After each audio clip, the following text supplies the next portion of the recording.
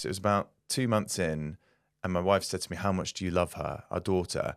And I just kind of grit my teeth and I went, yeah, I love her. But I knew there was nothing there. Yeah. It wasn't until probably 7 or 8 months in where I was able to pick her up, chuck her on the sofa, get a giggle back. Yeah. And I was like, this is fun now. Yeah. And the rough and tumble's a really interesting Yeah. section of the book. Could you talk a little bit more about that and why that's so important? So rough and tumble play, I mean, I think everyone recognises it. It's that kind of play we generally only see fathers do. Some mothers do it, but not very often.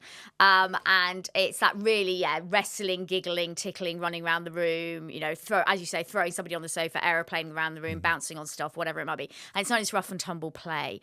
And it's a really, really critical dad-child behaviour. And in fact, when dads come up to me after I've given talks and stuff and they say, what is the one thing that you would advise me to do with my child? I would say just play with them. Just play, rough and tumble play, because it's got two really important roles. First of all, you mentioned that you didn't feel a connection really until you got something back.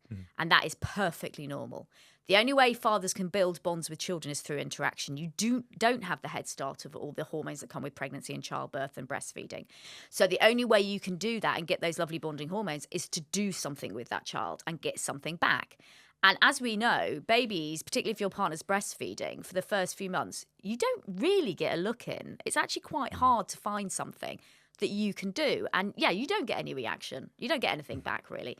So it's hard. And rough and tumble play is brilliant because it's like the uber way of releasing bonding hormones for both baby and dad. It's very, very fast.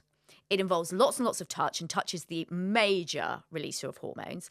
It's a little bit painful sometimes, and that's in one sense a good thing. I get because told off sometimes. Yeah, so, but that releases beta endorphin, which is the king of bonding hormones. A little bit of pain. So it's really, really good in terms of releasing those hormones. So a little bit of pain. A little bit of pain, a little bit of it's I'm absolutely hold that fine. one. Yeah, Anna said it's okay. Don't deliberately pinch. Don't deliberately But Anna pinch. said.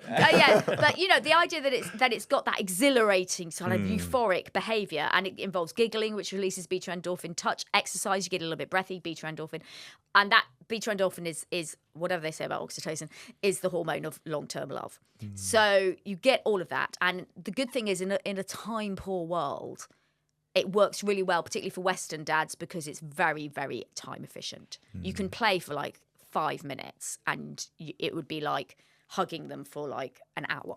Is that something that's embedded more in Western culture? Yeah.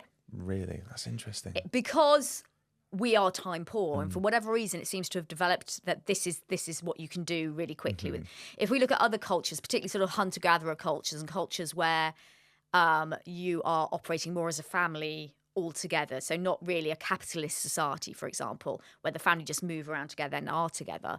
Fathers spend a lot of time in contact with their children anyway, either carrying them or sitting with them on their knee while they chat to their friends or whatever it might be.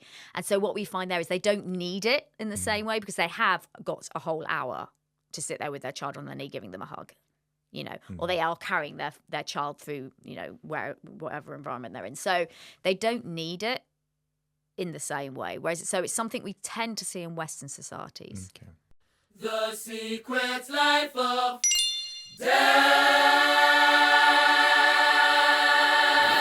Daddy made a podcast.